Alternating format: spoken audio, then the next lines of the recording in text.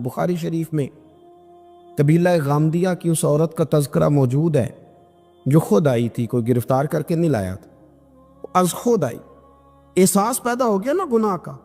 یہاں بہت ساری غلطیاں کر کے بھی لوگ جب اپنی بات کرتے ہیں تو کہتے ہیں کبھی یاد تو نہیں کسی کے ساتھ زیادتی کی ہو، یاد تو نہیں کبھی کسی کا، بھئی آپ نے اتنے بڑے ولی ہونے کا دعویٰ کر دیے۔ انسان تو انسان رہتا ہے۔ بڑے بڑے لوگ کہہ گئے کہ یا اللہ اگر انجانے میں بھی بھول گئے ہیں تو ہم سے درگزر فرما، لیکن جب ہم تیار ہی نہیں ماننے کو۔ حضرت انس بن مالک کہتے ہیں وہ خاتون آئی، کوئی پکڑ کے نہیں لایا، کسی 14 دنوں کے ریمانڈ پہ نہیں اسے منوایا گیا، وہ خود بخود آئی، اور کریم محبوب علیہ السلام کے سامنے جب وہ کھڑی ہوئی تو اتنے درد سے میں نے کم لوگ روتے دیکھے ہیں جس درد سے وہ روئی۔ عرض کرنے لگی حضور میں غلطی کر بیٹھی ہوں، مجھ سے زنا ہو گیا، مجھے پاک کر گئے۔ تو محبوب کریم علیہ السلام نے فرمایا تو کیسے ثابت کرے گی تو نے گناہ کیے؟ یعنی مجرم کو ثابت کرنا پڑ رہا ہے کہ میں گناہ گار۔ یہ وہ کمال ہے کہ انسانوں کو احساس ہونے لگے کہ یہاں ہم غلط ہیں۔ جب اعتراف جرم ہوتا ہے، جب بیماری کی تشخیص ہوتی ہے تو پھر اس کا علاج بھی ہو جاتا ہے۔ حضرت انس بن مالک کہتے ہیں وہ عرض کرنے لگی حضور میرے پیٹ میں ناجائز بچہ ہے۔ حضور نے فرمایا جا جب بچہ پیدا ہو تو پھر آنا۔ وہ 8 ماہ کے بعد آئی تو اس کی گود میں پھول سا بچہ تھا۔ حضور نے فرمایا واپس جا، جب روٹی کھانے لگ جائے تو پھر آنا۔ وہ 2 سال 2.25 سال دودھ پلاتی رہی، پھر جب آئی تو بچے کے ہاتھ میں روٹی کا ٹکڑا تھا۔ کریم محبوب صلی اللہ تعالیٰ علیہ وسلم سے آ کے جب اس نے بات کی تو وہ درد سے روئی، کہنے لگی یا رسول اللہ 3 سال ہونے کو ہیں، میں نے گناہ کیا ہے، میں ساری رات سو نہیں پاتی۔ حضور تڑپتی، اگر اس حال میں مر گئی تو اپنے رب کو کیا منہ دکھاؤں گا، مجھے پاک کر دے، میرے حال پہ رحم فرمائے۔ محبوب کریم صلی اللہ علیہ وسلم نے بچہ ایک صحابی کو دیا، فرمایا بچوں کی طرح پالنا، اور کہا اسے لے جاؤ، پتھر مار مار کے اسے سنسار کر دو۔ صحابہ کہتے ہیں اسے پتھر لگ رہے تھے اور حضور بے چینی کے ساتھ ٹہل رہے۔ آ کے خبر دی حضور وہ تو وصال کر گئی، انتقال ہو گیا۔ فرمایا یہاں تک تو بات اس کی تھی۔ حضرت انس بن مالک کہتے ہیں اب محبوب کریم نے صحابیات سے فرمایا اسے غسل دو، کفن پہناؤ، جنازہ تیار ہو جائے تو مجھے خبر کرنا۔ حضرت انس بن مالک کہتے ہیں غسل ہوا، کفن ہوا، جنازہ تیار ہوا تو حیران ہم تب ہوئے جب میرے محبوب نے فرمایا صفے بناؤ، میں خود جنازہ پڑھاؤں گا، میں خود جنازہ پڑھاؤں۔ اور سرکار نے جنازہ پڑھایا تو ایک شخص کی زبان سے نکلا حضور اس ملعون کا معاذ اللہ جنازہ جس نے ناجائز بچہ جنا، اس کے لیے آپ دعا کر رہے ہیں، جنازہ پڑھا۔ حضور فرمانے لگے خاموش ہو جاؤ، تم نے گناہ دیکھا ہے، اس کا احساس نہیں دیکھا، تم نے غلطی دیکھی ہے لیکن اس کی توبہ کا انداز نہیں دیکھا۔ اور صاحب کنز العمال نے یہ لفظ نقل کیے ہیں کہ کریم محبوب فرمانے لگے اس نے تو ایسی شاندار توبہ کی ہے کہ اگر میں اپنی ساری امت میں بانٹ دوں تو اللہ سب کی مغفرت فرما دے گا۔ احساس جب پیدا ہو جاتا ہے نا اپنے دل کے اندر کہ یہاں میں غلط ہوں، ان العبد اذا اعترف ثم تاب تاب اللہ علیہ او کما قال نبی صلی اللہ علیہ وسلم، رواہ مشکات۔ حضور نے فرمایا جب کوئی بندہ کہتا ہے نا اللہ میں بھول گیا تھا، اور پھر وہ توبہ کرتا ہے تو رب اس کی توبہ کو فوراً ہی قبول فرما لیتا ہے۔ حضرت عبداللہ بن حذافہ جہاد کر رہے تھے، روم کے عیسائیوں نے گرفتار کر لیا، 1000 آدمی نے مل کے پکڑا، گرفتار نہیں ہوتے تھے صحابی، 1000 آدمی نے گھیرا ڈالا، گرفتار کر کے لے گئے۔ اور جب بادشاہ کے سامنے گئے تو وزیر کہنے لگا بادشاہ بندہ بڑے کام کا ہے، اگر ہمارے قابو آ گیا تو فائدہ دے گا، صحابی ہیں حضرت عبداللہ بن حذافہ، حضرت فاروق اعظم کا زمانہ ہے، اگر قابو آ گیا تو فائدہ دے گا۔ بادشاہ کہنے لگا کیوں، کیا خوبی ہے؟ کہنے لگے ہم 1000 آدمی تھے، یہ اکیلا قابو نہیں آ رہا، تو 1000 آدمی تھے، اگر ہماری فوج میں شامل ہو گیا تو بہت بڑا جرنیل ملے گا۔ بادشاہ کہنے لگا کوئی مسئلہ نہیں، 2-3 چیزیں ہوتی ہیں بندے کو خریدنے کے لیے، خرید لیتے۔ بادشاہ کہنے لگا عبداللہ جتنی دولت تجھے چاہیے میں تجھے دے دیتا ہوں، میرے لشکر میں آ جا، معاذ اللہ اسلام چھوڑ دے۔ حضرت عبداللہ بن حذافہ کیا فرماتے ہیں بڑا تو بیوقوف ہے، میں نے دولت کمانی ہوتی تو مدینے میں بیٹھ کے تجارت کرتا، میں دولت کمانے نہیں نکلا، میں تو رسول اللہ کی رضا کمانے کے لیے نکلا ہوا ہوں۔ दौलत कमानी होती तो किसी मार्केट में होता, मैदान में आना था। शहादत है मतलूब मकसूद मोमिन, न माले गनीमत न किश्वर कुशाई। ये दौलत तो लौंडी है रसूलुल्लाह के दरवाजे की, जो तो पीछे पीछे फिरती है नबी पाक के गुलामों। ये कमानी होती तो मैं किसी मार्केट में होता, मैदान में थोड़ा होता। अब्दुल्ला बिन हुज़ाफा से दूसरी चाल चली। कहने लगे मियाँ ओदा जो तुझे चाहिए, मैं बादशाह हूं, मेरे नीचे जो ओदा तू कहेगा वो तुझे मिल जाएगा। हजरत अब्दुल्ला बिन हुज़ाफा कहने लगे शायद तुझे पता नहीं मेरी तारीफ क्या है, शायद तू जानता नहीं मेरी तारीफ क्या है। कहा साहब की क्या तारीफ है? कहने लगे मैं रसूलुल्लाह का सहाबी हूँ और कायनात में सबसे बड़ा ओहदा मुस्तफ़ा के सहाबी होने का ओहदा है। सहाबा वो सहाबा थे जिनकी हर सुबह सुबह ईद होती थी, खुदा का कुर्ब हासिल था, नबी की दीद होती थी। फरमाया मैंने हुजूर के जलवे देखे हुए हैं, मुझे ओहदे की जरूरत ही नहीं, और मैंने ओहदा लेना होता तो मैं सियासत करता, मैं तो शहादत लेने निकला हूं मैदान में, ओहदे का मैंने क्या करना है। अब बादशाह कहने लगा इसे कत्ल कर दो। वजीर कहने लगा नहीं, एक बात और है, मुझे एक चाल और चलने दो। कहा वो क्या? कहने लगे मेरी बेटी बड़ी खूबसूरत है, मुझे मौका दो अपनी बेटी को सजा बना के। वो जवान जिसकी जवानी इतनी बड़ी है कि 1000 आदमी मुकाबले में खड़ा नहीं होता, उस जवान के कमरे में रात की तन्हाई में बना सवार के बीबी को भेजा। वो बीबी कहती है मैं सारी रात बन सवर के इस सहाबी के कमरे में बैठी रही, लेकिन ये क्या शख्स था, सारी रात ही मुसल्ले पे बैठा रहा, सारी रात ही। कुछ देर थक जाता तो ये करीम रसूल पे दरूद पढ़ना शुरू कर देता। बीवी कहती है सहरी हो गई तो मैंने छू के देखा कि इंसान है कि जिन्न है, ये बंदा है कि फरिश्ता है, छू के देखा। कहने लगे पीछे हट जा। मैंने कहा मैंने तो सुना था तू 1000 के मुकाबले में है और तू इतना बेहिस्सा है कि बनी सबरी दुल्हन बैठी है, तूने नजर नहीं की। अब्दुल्ला बिन हुज़ाफा, बीबी कहती है नजर फिर नहीं उठाई, नजर फिर झुकी हुई है। कहने लगे बीबी मैं मजबूर हूं, अब मेरे ऊपर कोई हुस्न नहीं चलता, मैंने जलवाए बद्दुहा का दीदार किया हुआ है, अब मेरी निगाहों में जचता नहीं कोई, इसलिए कि जैसे मेरे सरकार है ऐसा नहीं कोई, कभी भी अब नहीं किसी का मेरे ऊपर जादू चलता। मैंने मुस्तफ़ा को और कहा जरा पीछे हट के बैठ, मुझे मेरे रसूल ने गैर महरम से बचने का हुक्म दिया है, जरा पीछे हट के बैठ। सहरी का वक्त था तो बीबी कहती है उस नौजवान के जुमले मेरा सीना चीर गए, कलेजा फट गया, चीख निकली, मैं कुफर के आलम में रोई। मैंने कहा मुझे बता तो सही, आखिर ये जज्बा कहाँ से मिलता है, आखिर ये रोशनी तो मैंने देखी नहीं, कहाँ से आती है। एक मेरा बाप है जो बना सवर के मुझे तेरे कमरे में छोड़ गया, बतला ये कहाँ से कैफ आते हैं। अब्दुल्ला बिन हुज़ाफा कहने लगे अगर कैब लेना है तो तू भी मेरे मुस्तफ़ा का कलमा पढ़ जा, आजा दरवाजे रसूल पे झुक जा, मिल जाएगा। सवेरे दरवाजे पे बाप आया बेटी से रिजल्ट लेने, दरवाजा खोला तो बेटी नकाब पहने बाहर आई। बाप कहने लगा क्या बना? कहने लगी पीछे हटता, तू गैर महरम है, काफर है, मैं मुसलमान हूं। उसने कहा क्या हुआ? कहने लगी तेरे जैसे को बाप कहूं, तेरे जैसे को जो मुझे इस्तेमाल कर रहा था। मैं तुझे बाप नहीं मानती, मैं अब रसूल वाली हो गई, मैं हजरत फातिमा की कनीजा हो गई, मैं अब नबी करीम की खादिमा हूं, खबरदार मेरे करीब ना आना। ये दाव भी नाकाम हुआ। अब हजरत अब्दुल्ला बिन हुज़ाफा के सामने मौत खड़ी की, एक कड़ा में तेल गर्म किया, कहने लगे तुझे इसमें जलाया जाएगा। हजरत अब्दुल्ला बिन हुज़ाफा रदी अल्लाह ताला अन्हु जब जलने के करीब हुए तो रोने लगे। रूम का बादशाह कहने लगा शायद डर गया है।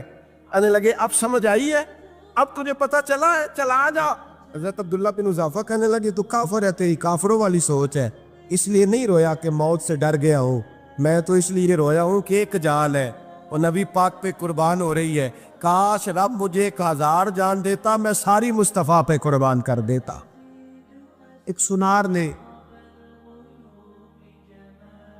गली में यतीम छोटे से बच्चे को घूमते देखा तो सुनार बे औलाद था, बच्चे को उठा के घर ले आया। 18 साल उस बच्चे की परवरिश की, उसको पाला पोसा जवान किया। सुनार के पास वो दुकान पे चला जाता, वो कई दफ़ा दुकान पे रहता, कई दफ़ा घर में रहता। एक दफ़ा वो दुकान पे था, बच्चा घर था, 18 साल का जवान, उसकी बीवी अकेली थी। وہ جس نے ماں بن کے پالا تھا اس نے اسی پہ حملہ کر دیا، اس کا بازو بری نیت سے تھاما۔ بیوی چیخی، تھوڑی دیر گزری تو وہ نوجوان پیروں میں بیٹھ گیا، کہنے لگا اماں پتہ نہیں مجھے کیا ہوا۔ شام کو سنار آیا، بیوی چیخنے لگی، چلانے لگی، کہنے لگی آج عجیب بات ہوئی، جس کو میں نے جگر کا خون دے دے کے پالا اسی نے گندی نظر ڈالی۔ سنار محو حیرت ہے، بیوی کا خیال تھا کہ لات اٹھائے گا، ڈنڈا اٹھائے گا،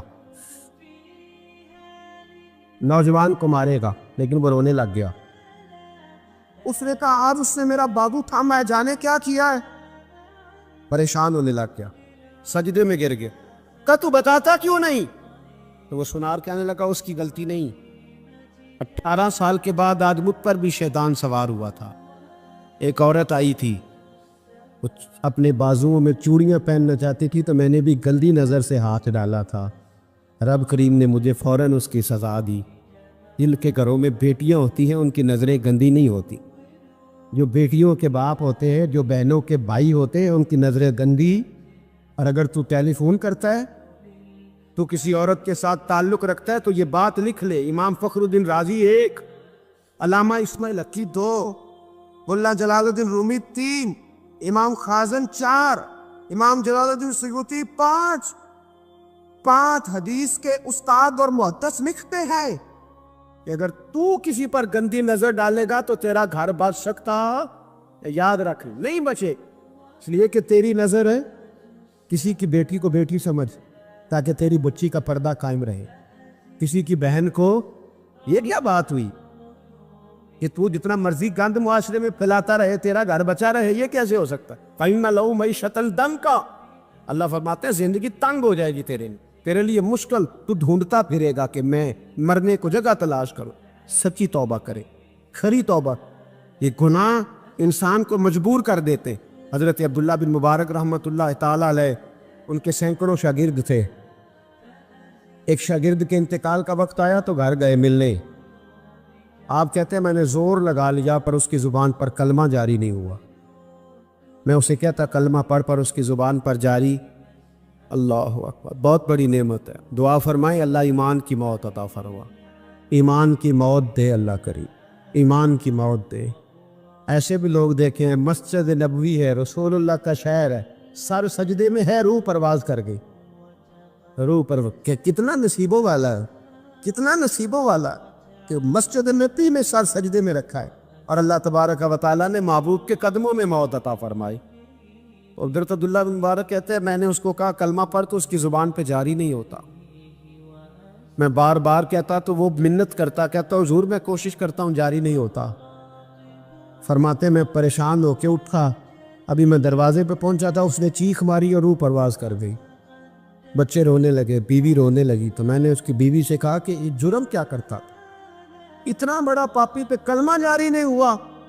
اس کی زوجہ کہنے لگی حضرت جی 2 گناہ تھے اس کے، ایک تو یہ شراب کا عادی تھا، روکتی تھی باز نہیں آتا تھا، اور دوسری بات یہ کہ یہ اپنی اماں کا نافرمان تھا، وہ 2 گلیاں چھوڑ کے رہتی ہے، یہ کبھی ملنے نہیں گیا تھا، اس بوڑھی کا کلیجہ اس کی طرف سے بڑی تکلیف میں تھا۔ حضرت عبداللہ بن مبارک کہنے لگے جا تو بھی دعا کر، اس کی ماں کو بھی کہہ دعا کرے کہ یہاں تو یہ کلمہ نہیں اسے نصیب ہوا، اللہ کرے اللہ آخرت کی منزلیں اس کی بہتر فرما دے۔ حضور صلی اللہ علیہ وسلم کے پاس ایک مہمان آ گئے رات کے وقت میں، جب وہ آئے تو حضور نے پوچھا کھانا کھانا ہے؟ تم نے کہا کھانا ہے۔ جھوٹ اور بھوک کو جمع کرنا منع ہے، کہا جی کھانا ہے۔ تو حضور صلی اللہ علیہ وسلم نے فرمایا ازواج مطہرات کے گھروں میں پتہ کرو کچھ ہے۔ حضرت ام سلمہ کے گھر میں پتہ کیا تو کہا یا رسول اللہ 4 دن سے روٹی نہیں پکی۔ حضرت زینب سے پوچھا تو کہا حضور کئی دن سے چولہا ہی نہیں جلایا۔ حضرت عائشہ صدیقہ، حضرت میمونہ، حضرت سودا، تمام گھروں سے بظاہر یہ 2 جہاں کے شاہ ہیں پر پاس کچھ رکھتے نہیں، 2 جہاں کی نعمتیں ہیں ان کے خالی ہاتھ میں، ہر چیز ہے پر فقر اختیاری ہے، کوئی شے نہ ملی۔ نبی پاک صلی اللہ علیہ وسلم نے مسجد میں اعلان کیا، فرمایا کون ہے جو میرے مہمان کو روٹی کھلائے؟ ان لفظوں کا حسن کوئی حسن والا ہی سمجھ سکتا ہے، فرمایا کون ہے جو میرے مہمان کو کھانا کھلائے؟ تو ایک صحابی لے گئے اور اٹھے، وہ صحابی جو صحابہ میں غریب تھے، ایک انصاری جو غریب آدمی تھے، بہت زیادہ امیر آدمی اللہ کی راہ میں خرچ نہیں کر پاتا، اس کے لیے مشکل ہو جاتا ہے۔ اس کے لیے بہت امیر آدمی جو ہوتا ہے نا، وہ جتنا زیادہ امیر ہوتا ہے نا اتنی دیوار اس کے گرد کھڑی ہو جاتی ہے پیسوں کی، مشکل ہو جاتا ہے اس کے لیے۔ غریب آدمی کھڑے ہوئے، اگرچہ میرے محبوب کے غلاموں میں جو بڑے امیر تھے وہ بھی خرچ کرنے میں بڑے آگے تھے، حضرت عثمان غنی رضی اللہ تعالیٰ عنہ، حضرت عبد الرحمن ابن عوف، حضرت ابو بکر صدیق رضی اللہ۔ لیکن یہ غریب آدمی کا حضور میں لے جاؤں گا، میں لے کے جاؤں، اور یہ بخاری مسلم ہے۔ حضور نے فرمایا لے جاؤ، وہ اب سے آپ بھی گھر لے گئے اور بیوی سے مشورہ کیا، بات پہ غور کرنا، ہر چیز کی بھوک دیکھی جا سکتی ہے، بچوں کی نہیں دیکھی جا سکتی۔ وہ انصاری حضور کے مہمان کو گھر لے گئے، جا کے بیوی سے مشورہ کیا، کہا بھلی مانس گھر میں کچھ ہے؟ تو اس نے کہا تھوڑا سا بچوں کے لیے کھانا رکھا ہے، بچوں کے لیے۔ بچے تو بزدل کر دیتے ہیں، بچے تو آدمی کو بزدل کر دیتے ہیں، بچے تو مار دیتے ہیں، کلیجہ پھٹ جاتا ہے بچہ بھوکا ہو تو، نیند نہیں آتی۔ اب صحابی اپنی بیوی سے کیا کہتے ہیں؟ کہتے ہیں بچوں کو بہلا کے سلا دے، اور رسول اللہ کے لیے نہیں، رسول اللہ کے مہمان کے لیے، بھائی نبی پاک کے لیے نہیں، حضور کے تجھ سے در در سے سگ اور سگ سے ہے مجھ کو نسبت، میری گردن میں بھی ہے دور کا پٹکا تیرا، تجھ سے در در سے سگ سگ سے ہے مجھ کو نسبت۔ لمبی بات ہے کہ بچوں کو سلا دو۔ بی بی نے بچوں کو سلا دیا تو میاں بیوی کا مشورہ ہوا کہ مہمان کے ساتھ بیٹھ کے روٹی کھانا بھی سنت ہے۔ تو اب مہمان کے ساتھ بیٹھ کے کھانا بھی ہے تو کھانا ہے ایک دو آدمی کا۔ اب خاوند اپنی بیوی کو تیار کرتا ہے کہ میں بھی کھانے پہ بیٹھ جاؤں گا، تو بھی بیٹھ جانا، اور جب مہمان کھانے میں ہاتھ ڈال لے تو اٹھنا، کہنا او ہو دیا تو صحیح کیا ہی نہیں، ابھی بجھ جائے گا، اور جا کے دیا بجھا دینا۔ ہم ہاتھ ہلاتے رہیں گے، مہمان روٹی کھاتا رہے گا۔ اور یار اس درد کو، اس کیف کو سمجھو، گھر میں بچے بھی بھوکے، بچوں کی ماں بھی بھوکی، بچوں کا باپ بھی بھوکا، دسترخوان پہ روٹی لگ گئی، روٹیاں چون ڈالیں، بی بی اٹھی کہنے لگی او ہو چراغ تو صحیح کیا ہی نہیں، یہ تو بجھ جائے گا۔ حوصلے مند بی بی جس نے بچے بھوکے سلا دیے، وہ بھوکے سوئے ہوئے بچوں کی بھوکی اماں اٹھی اور اپنے خاوند کی تابع داری میں اٹھی، میں گڈی تے ہتھ ڈور سجن دے، وہ جنج رکھے اونج رہنا ہے، اٹھی اور اس نے نہ دیا ٹھیک کرنے کے بہانے بجھا دیا۔ مہمان روٹی کھاتا رہا اور رسول اللہ کے نوکر قربانی دیتے رہے، وہ روٹی کھا کے سیر ہو کے بستر بچھایا تو سو گیا۔ یہ میاں بیوی ساری رات بچوں کی طرف دیکھتے رہے اور غور کرتے رہے اور راضی رہے کہ ہم نے حضور کا فریضہ نبھایا ہے۔ قربان جاؤں محبوب پہ، بے خبر ہو جو غلاموں سے وہ آقا کیا ہے۔ وہ صحابہ وہ اگر قربانیاں دیتے تھے تو جو اعزاز ملتا تھا وہ بھی بڑا شان والا ہے۔ صحابی کہتے ہیں میں فجر کی نماز پڑھنے مسجد آیا، پہلا قدم رکھا تو میرے کریم بولے، حضور نے فرمایا رات جو تو نے اور تیری بیوی نے عمل کیا ہے خدا کو بھی بڑا پسند آیا ہے، محمد مصطفیٰ کو بھی بڑا پسند ہے۔ اور پھر ایک لفظ اور ہے حدیث میں، ایک روایت میں کچھ جملے اور بھی ہیں۔ حضور نے فرمایا جب تو اور تیری بیوی رات مہمان کے ساتھ احسار کر رہے تھے نا، تو عرش کا مالک تمہیں مسکرا کے دیکھ رہا تھا، رب تمہیں دیکھ کے مسکرا رہا تھا، رب تمہیں دیکھ کے مسکرا، تربامنی پہ شیخ ہماری نہ جائیے، ہم دامن نچوڑ دیں تو فرشتے وضو کریں، پر میں وہ مسکرا رہا تھا کہ میرے بندے میرے رسول کی رضا کے لیے کیا کر رہے ہیں۔ اور صاحب دیکھو، نبی پاک کے لیے نہیں، خاندان کے لیے نہیں، خاندان نبوت کے لیے نہیں، حضور کے نہ سمجھے یار، اس پہلو کو سمجھے۔ نبی پاک کے بریلی کے امام بول پڑے، فرمانے لگے تجھ سے در سے سگ سے ہے مجھ کو نسبت، تجھ سے در سے سگ کتے کو کہتے ہیں فارسی میں۔ فرماتے ہیں محبوب تیرا دروازہ اور دروازے پہ کتا، اور کتے کے پاس میں بیٹھا ہوں، چلو کتے کے پاس تو بیٹھا ہوں نا، میری گردن میں بھی کوئی تو پٹکا آیا ہی ہے نا، تجھ سے در سے سگ اور سگ سے ہے مجھ کو نسبت، چلو میری گردن میں بھی ہے دور کا پٹکا تیرا۔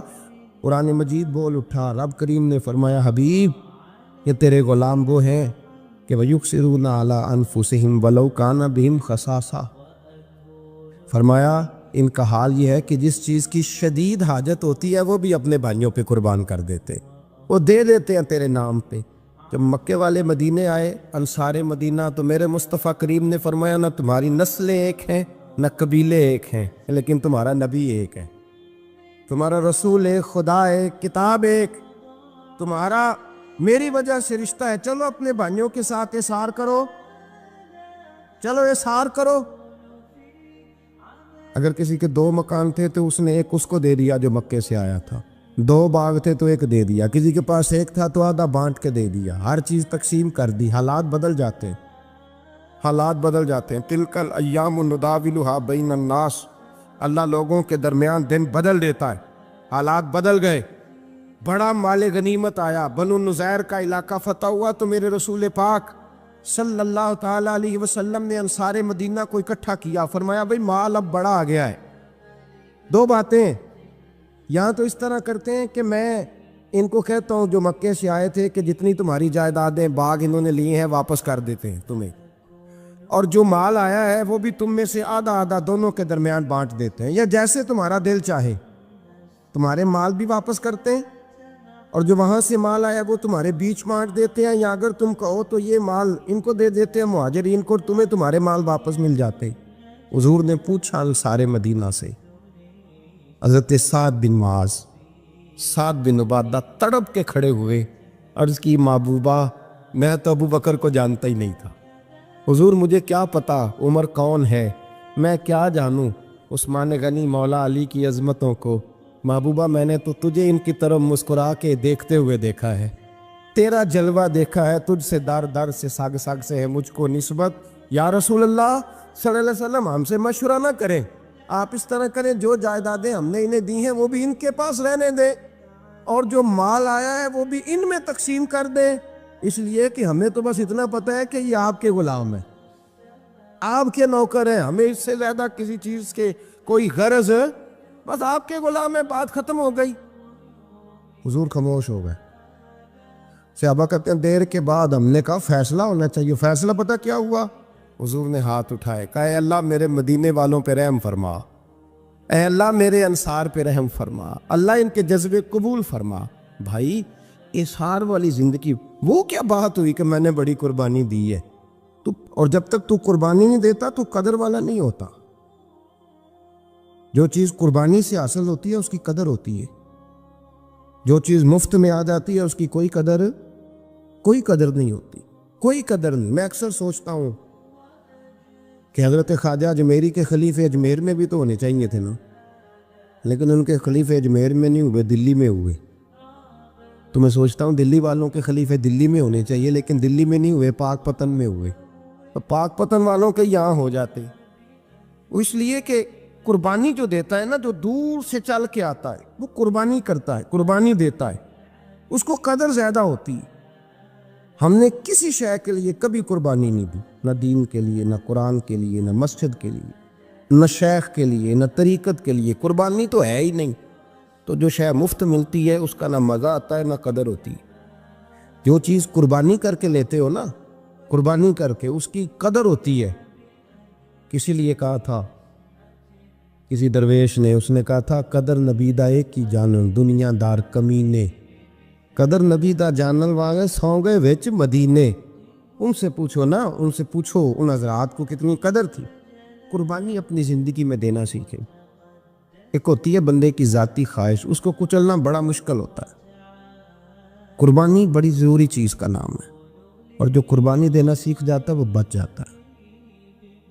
کتیا 6 بچے جنم دیتی ہے لیکن قربانی نہیں نہ دیتی بچوں کی، تو ریوڑ نہیں بنتے، اجڑ نہیں بنتے۔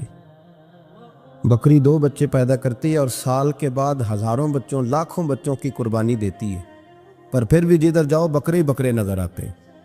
جو قربانی دینا سیکھ جاتا ہے نا، یزید نے کوئی قربانی نہیں دی، اس لیے کوئی شخص بھی کھڑا ہو کے نہیں کہتا، حالانکہ 14-15 بیٹے تھے یزید کے، کوئی بھی کھڑا ہو کے نہیں کہتا میں اس کی نسل میں سے ہوں۔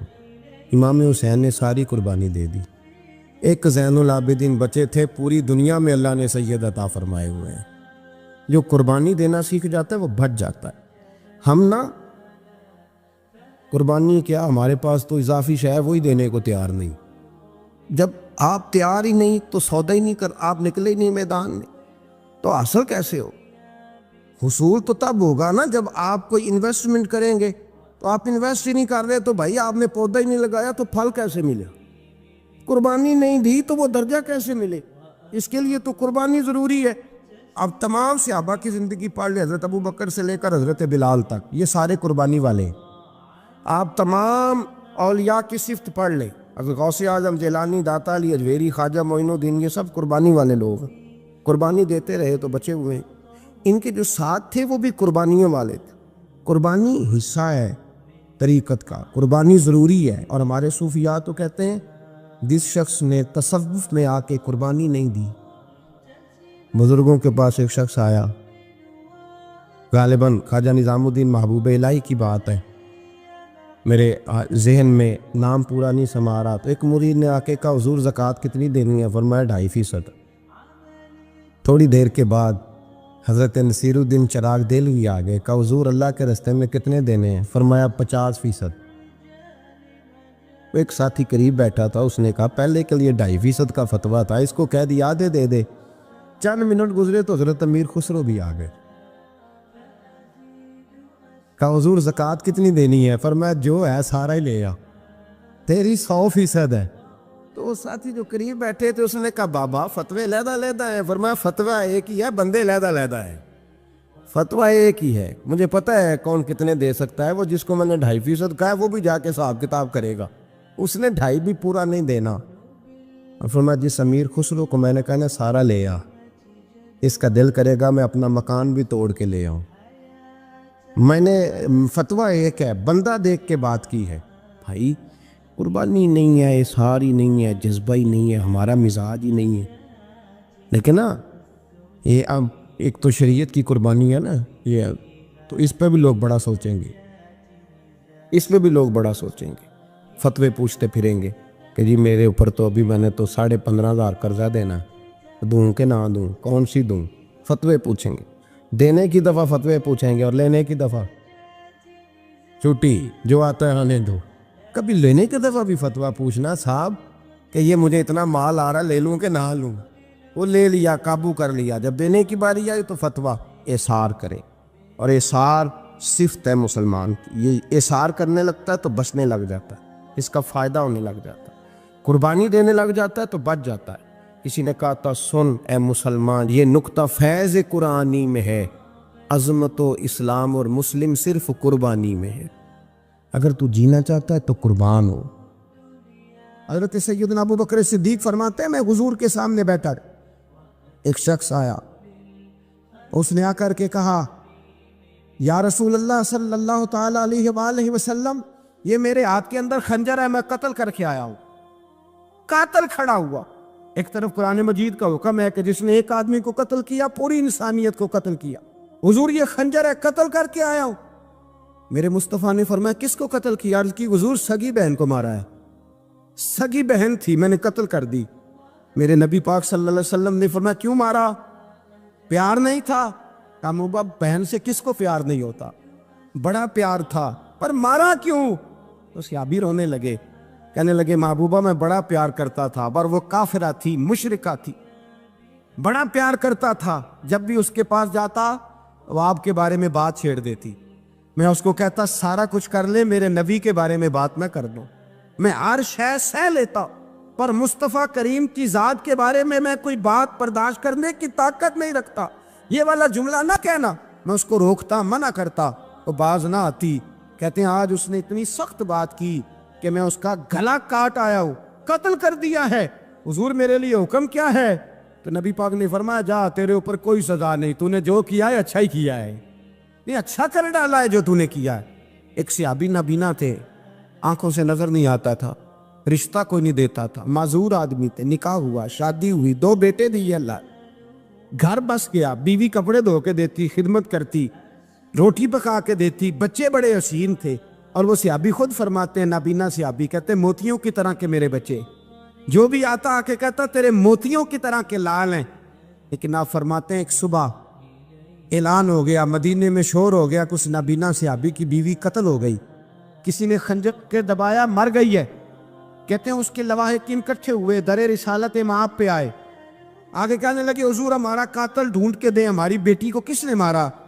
میرے رسول پاک نے مجمع پہ نظر ڈالی، فرمایا بھائی مجھے کہنے کی ضرورت نہ پڑے، اگر قاتل موجود ہے تو خود اٹھ جائے۔ خود اٹھے، وہ نبینا صحابی بیچ میں سے اٹھ کے کھڑے ہو گئے، کہنے لگے سونیا قاتل کوئی باہر نہیں، میں خود قاتل ہوں، میں نے مارا ہے، میں قاتل ہوں، میں نے مارا ہے۔ مصطفیٰ کریم سید عالم صلی اللہ علیہ وسلم نے فرمایا تجھے تو اس کی بڑی ضرورت تھی، بڑی حاجت تھی، تیری بیوی تھی، تیرا گھر سنبھالتی تھی، تیرے بچے تھے۔ صحابی عرض کرنے لگے حضور سارا کچھ ٹھیک تھا پر وہ آپ کی بے ادب تھی حضور، اس کے آنے سے میرا گھر بس گیا، روٹی پکنے لگی، کپڑے ملنے لگے، اولاد ہونے لگی، میں دنیا پہ آ گیا، لیکن محبوبہ میں نے وہ سکھ کیا کرنے ہیں جو تیری بے ادبی پر تعمیر کیے جائیں۔ یا رسول اللہ مجھے کیا حاجت اس چیز کی، اس میں آپ کا پیار ہی نہ ہو، یا رسول اللہ آپ کی محبت ہی نہ، حضور میں نے قتل کر ڈالا ہے، مجھے بیوی نہیں چاہیے، مجھے وہ والی چاہیے جس کی زبان پر رسول اللہ کے نام کے ترانے ہو، جو حضور کی محفل کرنے والی ہو، نعت پڑھنے والی ہو، جو نبی پاک علیہ السلام کی ازواج کا، اولاد کا، بیٹیوں کا ذکر کرنے والی۔ مجھے وہ بی بی نہیں چاہیے جو بی بی بے ادبی کرے۔ میرے نبی پاک صلی اللہ علیہ وسلم نے محلے داروں سے پوچھا، فرمایا بات اس کی ٹھیک ہے؟ کہا حضور واقعی بے ادب تھی۔ نبی پاک نے فرمایا اٹھو پھر چلے جاؤ، اس نے انسان نہیں مارا، اس نے گستاخ رسول کو مارا ہے، اس نے ایک گستاخ رسول کو مارا ہے۔ بھائی یاد رکھیں نبی پاک کا پیار ایمان کا حصہ ہے، اس میں کوئی کمپرومائز نہیں۔ حضرت ابو عبادہ بن جراح نے میدان کے اندر اپنے باپ کو قتل کیا، باپ کو مارا۔ حضور سید عالم صلی اللہ علیہ وسلم نے کہا ابو عبادہ تو نے باپ ہی مار دیا ہے؟ کہا حضور باپ نہیں چاہیے، رسول اللہ کا وفادار چاہیے، حضور وفادار چاہیے۔ نبی پاک صلی اللہ تعالی علیہ وآلہ وسلم کی محبت اصل دین ہے، اصل دین۔ صحابہ کرام نے ہر چیز سے بڑھ کر رسول پاک سے پیار کیا، ہر چیز سے بڑھ کر، بھلا دی دنیا ساری انہوں نے، لیکن رسول پاک سید عالم صلی اللہ علیہ وسلم کا پیار انہوں نے اپنے دل سے نہیں بلایا، اپنی اولادیں لا کے حضور کی خدمت میں پیش کر دی، اپنے بچے لا کر پیش کر۔ حضرت عائشہ صدیقہ رضی اللہ تعالیٰ عنہ فرماتی ہیں ساری زندگی ابو بکر صدیق نے ڈانٹا نہیں، میرا باپ رفیق تھا، شفیق تھا، مہربان تھے، کوئی کبھی انہوں نے سخت گھورا بھی نہیں ہماری طرف۔ لیکن کہتے ہیں ایک دن میں حضور کے ساتھ گفتگو کر رہی تھی، بچی تھی، میری آواز ذرا بلند ہوئی تو کہتے ہیں جناب ابو بکر صدیق رضی اللہ تعالیٰ عنہ باہر سے دوڑے آئے، اندر آئے، حضرت ابو بکر نے تھپڑ اٹھایا، میرے منہ پہ مارنے لگے، حضور آگے بڑھے، بچایا۔ میں نے کہا ابا جی آپ نے تو گھورا بھی کبھی نہیں، یہ کیا ہوا؟ حضرت جناب عائشہ صدیقہ کہتے ہیں ابو بکر صدیق رو پڑے، کہنے لگے عائشہ میرے اوپر سے پہاڑ بھی گزر جائیں تو مجھے تکلیف نہیں ہوتی، اور میرے مصطفیٰ کے سامنے کوئی اونچا بولے بھی تو میرا دل ٹوٹ جاتا ہے۔ خبردار، حضور سید عالم، حضرت عمر کا زمانہ تھا، کچھ لوگ آئے کہیں اور کے رہنے والے، مسجد نبی میں اونچی آواز میں بولنے لگے، اونچی آواز میں باتیں کرنے لگے۔ حضرت عمر نے بلایا، فرمایا ادھر آؤ، کون ہو، کہاں سے آئے ہو؟ کہنے لگے کوئی شام کا ہے، کوئی کسی ملک کا ہے۔ آپ فرمانے لگے تمہیں پتہ نہیں یہ روضہ رسول ہے؟ تمہیں پتہ نہیں یہ حضور کی مسجد ہے؟ لا ترفعوا اصواتکم فوق صوت النبی، تمہیں خبر نہیں تم کہاں آئے ہو؟ فرمایا اگر تم مدینے کے رہنے والے ہوتے میں تمہیں دروں سے مارتا، تمہیں سزا دیتا۔ تمہیں ادب رسول کا نہیں پتا، تمہیں رسول اللہ صلی اللہ علیہ وسلم کے طریقے کا نہیں پتا۔ نبی پاک صلی اللہ علیہ وسلم کے وجود سے خون نکلا، حضور نے حضرت عبداللہ بن زبیر سے کہا ٹھکانے لگا دو، جاؤ ٹھکانے لگا دو، ایسی جگہ لگاؤ جہاں کسی کی نظر نہ پڑے، خون بہتا ہوا خون حرام ہے، قرآن پاک نے بیان کیا ہے، کہا ٹھکانے لگا دو۔ حضرت عبداللہ بن زبیر باہر نکلے اور حضور کا جو خون تھا وہ پی گئے۔ حضور نے کہا تھا پی لینا، کیا کہا تھا؟ ٹھکانے لگا دو، پی گئے۔ واپس آئے تو مصطفیٰ نے فرمایا کہاں ٹھکانے لگایا؟ کہا یا رسول اللہ ایسی جگہ جہاں کسی کی نظر نہیں پڑے گی، ایسی جگہ جہاں کسی کی نظر نہیں پڑے گی۔ حضور نے فرمایا پی گئے ہو؟ کہا حضور پی گیا ہوں۔ فرمایا جاؤ، نبی کا وعدہ ہے تمہارے وجود کو جہنم کی آگ چھوئے گی بھی نہیں۔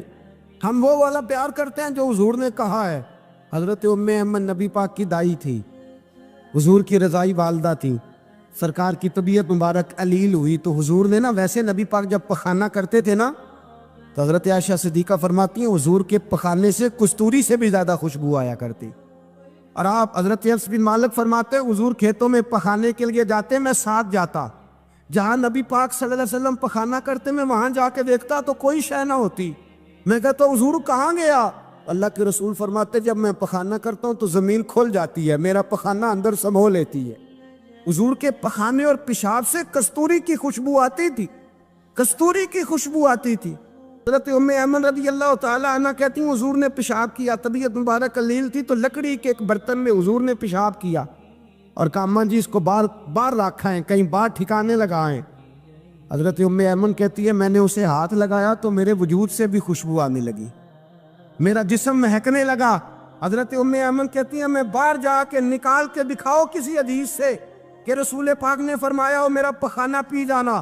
حضرت ام ایمن باہر گئیں، نبی پاک کا پیشاب مبارک پی گئیں، واپس آئیں تو حضور نے فرمایا اماں کہاں رکھا ہے؟ کہنے لگی محبوبہ وہاں رکھا ہے، کسی کی نظر نہیں پڑے گی۔ حضور نے فرمایا پی گئی ہو؟ کہا حضور پی گئی ہوں۔ فرمایا جاؤ میرا وعدہ ہے قیامت تک تمہیں پیٹ کی بیماری کوئی نہیں لگے گی، جب تک زندہ رہو گی پیٹ کی بیماری۔ حضور نے کہا تھا کہ پی جاؤ نا۔ بھائی یاد رکھیں رسول اللہ صلی اللہ علیہ وسلم کے صحابہ جو حضور کی تعظیم کرتے ہیں تو اس کا حکم نہیں دیا نبی پاک، لیکن وہ جانتے جب تعظیم کی باری آئے تو جو بھی کام تعظیم کا ہوگا، جو کام بھی عزت کا ہوگا وہ عزت دی جائے گی۔ ایک صحابی حضور علیہ السلام کی گھوڑے کو کجاوا بالا کرتے تھے، کاٹھی ڈالتے تھے۔ حضور نے کہیں نہیں کہا کہ وضو کر کے ڈالنا، غسل کر کے ڈالنا، کہیں نہیں کہا۔ رسول پاک صلی اللہ علیہ وسلم رات کو کہہ دیتے کہ صبح جانا ہے تو گھوڑا تیار کر دینا، اونٹ تیار کر دینا۔ ایک دن اللہ کے محبوب سویرے اٹھے، گھوڑا تیار تھا، حضور بیٹھے تشریف لے گئے۔ جب تشریف لے گئے نبی پاک صلی اللہ علیہ وسلم تو حضور واپس آئے تو بلایا، ان سے صحابی کا نام تھا حضرت اسلہ بن شریک، ان کو بلا کے حضور نے فرمایا یار آج کجاوا تو نے نہیں باندھا۔ وہ رونے لگے، کہنے لگے محبوبہ اس کا مطلب ہے میرا باندھنا آپ کو پسند آتا ہے، اس کا مطلب ہے میری خدمت قبول ہے۔ فرمایا تو نے نہیں باندھا؟ یا رسول اللہ نہیں۔ فرمایا کیوں نہیں باندھا؟ کیا جواب ہے، کیا حسن ہے۔ کہنے لگے یا رسول اللہ میں صبح اٹھا تو میرے اوپر غسل فرض تھا، اگر میں بغیر غسل کے ہاتھ لگاتا حضور کو نہیں نبی پاک کے گھوڑے کے کجاوے کو، کہا حضور گھوڑے کے کجاوے کو بغیر غسل کے ہاتھ لگاتا تو بے ادبی تھی، اور اگر غسل کرتا تو حکم ماننے میں دیر ہوتی تھی، یہ بھی بے ادبی تھی، لہذا کسی اور کی ڈیوٹی لگائی۔ صحابہ نے حضور کی وہ تعظیم کی جس کا حضور نے حکم نہیں دیا تھا نبی پاک نے کہ یہ والی تعظیم کرو۔ ایک دن حضرت عمر فاروق جناب ابو بکر صدیق سے ملنے آئے، کہنے لگے ابو بکر ایک کام سے آیا ہوں۔ کہا عمر کہو۔ امیر المومنین کے پاس آئے جناب عمر، ایک کام سے آیا ہوں۔ کہیے۔ کہنے لگے ایک شے کی ضرورت ہے، مانگوں گا تو آپ دے دیں گے؟ جناب عمر فاروق رضی اللہ تعالیٰ عنہ کہنے لگے میرے بس میں ہوئی تو ضرور دے دوں گا، تو میرا بھائی ہے بات تو کر۔